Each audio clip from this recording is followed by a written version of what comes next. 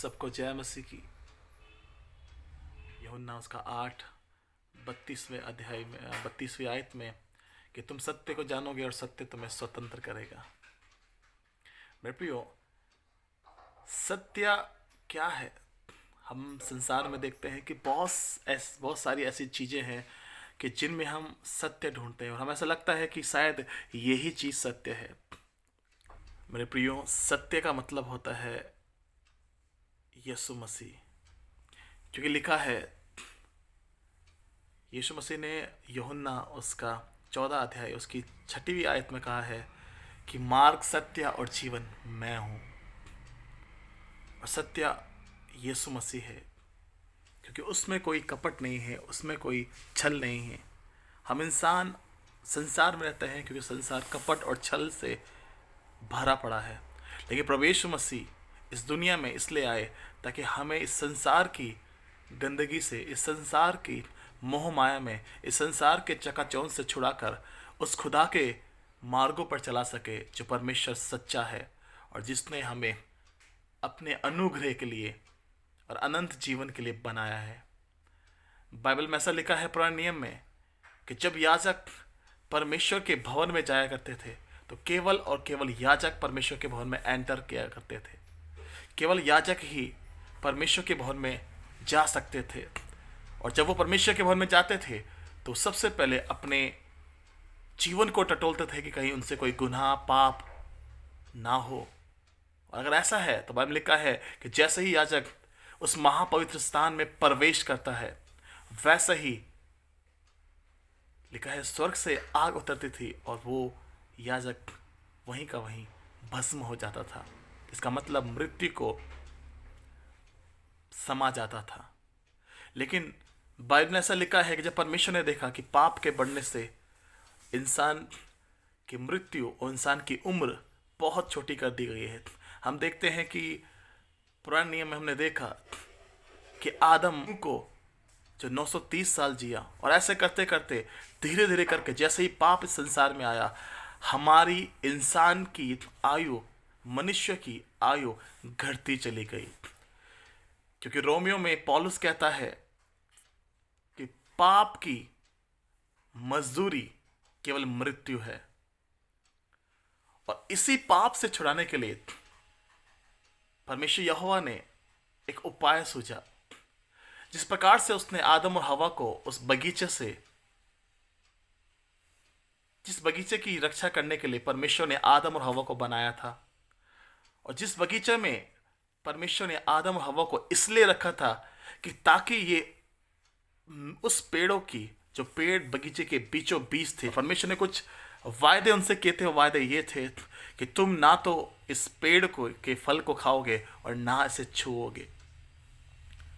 और खुदा ने कह दिया था जिस दिन तुम इसे खाओगे तुम मर जाओगे। बाइबल में ऐसा लिखा है कि एक समय ऐसा आया कि जब हवा उस अदन की वाटिका में, उस अदन के बगीचे में, उस जगह जहां परमेश्वर ने आदम को हवा के लिए बनाया था, जब परमेश्वर ने आदम के अकेलेपन को दूर करने के लिए, और जब आदम एक जगह आराम कर रहा था, हवा बगीचे में घूमने को निकली। और बाइबल में ऐसा लिखा है कि जैसे वो अकेली पाएगी, शैतान एक सर्प के रूप में उसके सम्मुख आया और कहने लगा, मुझे मालूम है कि परमेश्वर ने तुम्हें इन फलों के विषय में ना तो छूने के लिए और ना खाने के लिए मना किया है। हवा से बातें करने लग जाती है और वो हवा को बहका देता है। वो कहता है कि परमेश्वर तुमसे झूठ बोल रहा है, यदि तुम इस फल को खाओगे तो तुम सच्चाई को और ज्ञान को जान लोगे, तुम्हारी आंखें खुल जाएगी। और हवा ने सोचा, लेकिन उसके फल को तोड़ा और खा लिया। मेरे प्रियो, ना केवल उसने खुद खाया लेकिन जाकर आदम के पास गई और आदम को भी खिला दिया। और जब उन्होंने फल खाया, बाइबल में लिखा है कि वो गुनाह में गिर गए और वो अपने आप को वो महसूस करने लगे। उन्होंने अपनी बॉडी पे देखा और सोचने लगे कि हम नंगे हैं। उनके पास वस्त्र नहीं था। जैसे उन्होंने फल खाया तो उन्होंने अपने आप को क्या देखा कि वे नंगे हैं।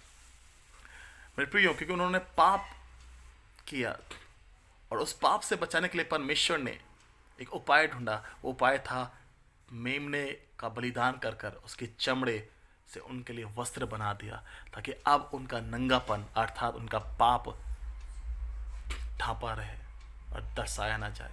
उसी प्रकार से परमेश्वर ने आज से 2021 साल पहले प्रवेश मसीह को संसार में भेजा, अपने बेटे के रूप में। खुद खुदा मनुष्य बनकर संसार में आया और यरूशलेम के बैतलहम में यीशु मसीह ने जन्म दिया। उसने जन्म लिया कुंवारी मरियम की कोख से। और जब उसने जन्म लिया, बाइबल लिखा है कि वो जन्म के समय से और अपने आखिरी समय तक पाक और शुद्ध और पवित्र बना रहा, क्योंकि वो परमेश्वर की ओर से था और लोगों को केवल और केवल सच्चाई का मार्ग अर्थात परमेश्वर का मार्ग बताता रहा। लिखा है कि उसने हमारे गुनाहों को अपने ऊपर ले लिया और इस पृथ्वी पर 3.5 साल की सेवकाई में उसने मेरे और आपके लिए वो क्रूस उठा लिया, क्योंकि हमारे गुनाह इतने बढ़ चुके थे और परमेश्वर ने उसे बलिदान किया ताकि हमारे गुनाह उसके पवित्र लहू से धो सके। और जब उसका लहू बहा,